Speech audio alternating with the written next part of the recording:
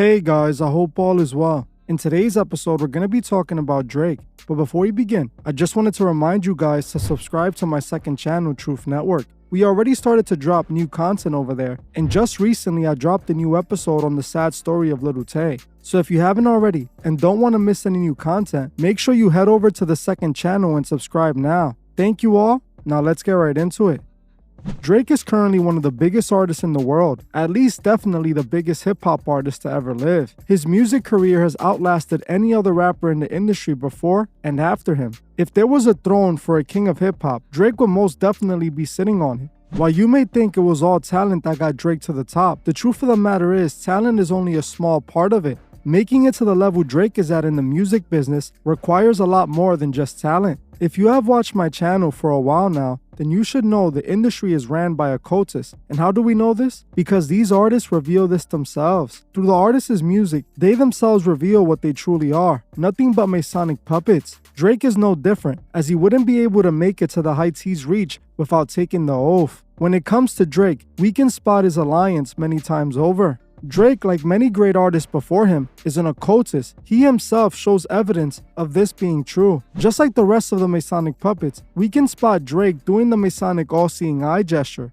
This hand gesture is done by occultists to symbolize their Masonic affiliation, as the all-seeing eye is an important symbol to the Masons. If you have been watching my channel, you should already know we have seen so many celebrities doing this hand symbol. We can also spot Drake doing the one-eye symbolism with the 666 hand gesture over his eyes. This once again points to the Masonic order, as Masons and occultists often cover one eye to once again point to the Masonic all-seeing eye. He's also doing the 666 hand gesture, pointing to the number of the beast, which again ties back to the occult and Aleister Crowley. I covered all of this in my old Drake video. Everything about Drake is related to the occult. Drake's logo for his OVO record label is this owl here. I am pretty sure most of you already know this, as he has merch printed out with the same owl and even wears chains with this owl on it. What most people don't know is that this owl is linked to the occult, and it's actually called the Owl of Athena or the Owl of Minerva. What's interesting about this symbol is that many occult organizations use the owl to represent their secret society. For example, many people believe that the Masonic all-seeing eye is the symbol of the Illuminati. This isn't true. I already made a full video breaking down the truth about the Illuminati versus the Freemasons. The all-seeing eye is used by the Freemasons, not the Illuminati. I showed how the Illuminati were actually influenced by Freemasonry, and eventually, the Illuminati became a branch of Freemasonry. The Illuminati never represented themselves with the Masonic all-seeing eye. Their symbol was actually this here, which is the Owl of Athena. This same owl can also be seen at the Bohemian Grove, the secret retreat in California where the elite of the world meet every year. During this retreat, the elite host a mock sacrifice to a giant statue of the Owl of Athena. To occultists, the owl also represents the demon Moloch, which many pagans made ritual sacrifices to. You think it's a coincidence the biggest artist in the world is just using Masonic symbolism? Drake is openly showing what he truly represents. His record label is called OVO, which sounds extremely similar to OTO or Ordo Templi Orientis. I spoke about the OTO before, but for those that didn't catch that video, let me explain to you what it is. The OTO is an occult organization that was started by 33rd degree Freemasons. The organization was only for high degree Masons, and it was the next step after going through all the Masonic degrees. The organization was started by Carl Kellner, but he would end up passing away, and Aleister Crowley ended up taking over the order in 1910, and it didn't take long for him to turn it into a copy of Thelema. I am positive Drake is referring to the OTO with his OVO record label, and it's the same thing he's doing by calling himself the Sixth God. Coincidentally, Crowley, the man who would eventually shape the OTO, called himself the Great Beast 666. We all know Drake calls himself the Sixth God, and in my old Drake video, all of his fans defended this, claiming that this is only because he's from Toronto and that he refers to his hometown as the Six. But looking at this cover art with Drake using the Six and putting an eye inside of the Six points to something completely different, the Masonic order. You have to be blind to not see Drake using all of these occult references. He calls himself the Sixth God because Crowley called himself the Beast 666. He named his record label after the Masonic organization Crowley was in charge of. He made his record label logo a known occult symbol. All of this speaks for itself. This is how Drake made it to the top. Everything about him is related to the occult and Masonry. Recently, we saw even more occult imagery coming from Drake. For the last couple of months, Drake has been on tour, and during his performance, he announced to the world that he would be dropping a new project in the coming days. Drake later revealed the project was called For All the Dogs and was going to be releasing on August 25th. Not long after this announcement, Drake previewed the album cover for the new project, which instantly caught my attention. The album cover was supposed to be a dog, I guess, but what it really looks like is a demonic-looking goat with glowing red eyes. We know these occultists have an obsession with goat imagery, and this is exactly what this pointed to. What's interesting, after looking into the situation, this album cover was actually inspired by a drawing Adonis made, which is Drake's son. The photo was then altered to appear like this evil-looking demon. See, Adonis's drawing is actually something you would think a child would draw,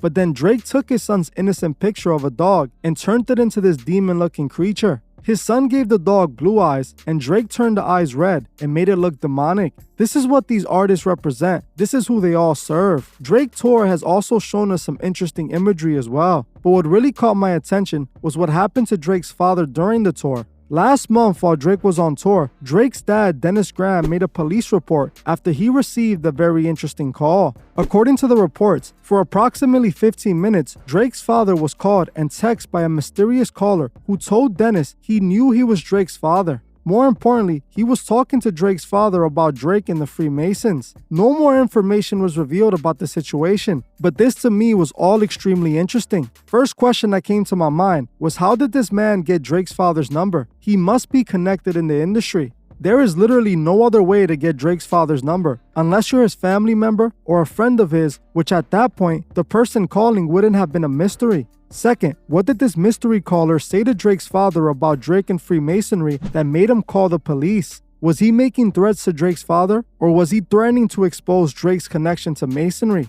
This to me is interesting, especially since no one's really talking about this happening, and we know exactly why. They have to keep anything involving Freemasonry away from the public. Just like Travis Scott being banned from the pyramids because of his Masonic affiliation, all of the media outlets left out the part about it being related to Freemasonry. I think this mystery caller was probably threatening to expose Drake, or maybe something much worse. If it was someone trying to expose Drake, it wouldn't be the first time, as a few months back, an industry makeup artist named Olivia Song did the exact same thing. Back in February of this year, Olivia made it on some hip-hop blogs after she came out exposing Drake, stating that he was trying to take her out. She claims that she exposed him for being a part of the Illuminati, which we know is really just the Masonic order. According to her, Drake is into some disturbing things.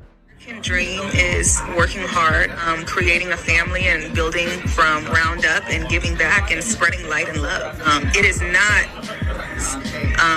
that have never achieved but they sell their soul and now they're getting played by the strings like puppets to mind control society. That is not the American dream. I'm sorry to inform you. So shout out to everyone doing right.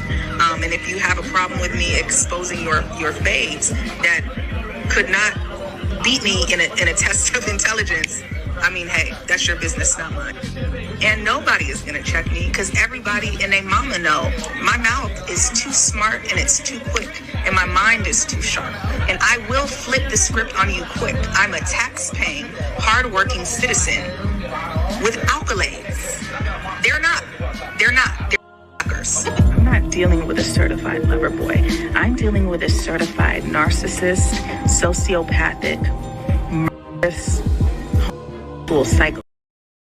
As you heard for yourself, Olivia Song calls out Drake, letting the world know what Drake is really up to. I am not at all surprised by anything Olivia stated, as we already know this, but it's always better to hear it from someone inside of the music industry. Olivia is a part of the industry, and she has an insider look at all of this. Looking into her, she is a famous makeup artist with over 300,000 followers on Instagram. She also has worked with many female artists in the industry. How she ended up wrapped up with Drake, that still remains a mystery to me. What's obvious is that Drake is the biggest Masonic puppet in the music industry. He sold his soul and took the oath and was chosen to be at the top. He is being used to guide the masses to a burning end. I mean, it all makes sense why he was chosen. He's just an actor who grew up in the industry and had an easy life. What better person to use to promote a lifestyle that would ruin the lives of millions in urban communities? Just like Drake said in his song Behind Closed Doors, there's too much sex god worshipping. This is Drake's purpose, to guide those to worship the sixth God. In the song Sneaking, he sang the lines, "This is God's doing, man you can't plan it, but if the devil's in the details then I'm satanic."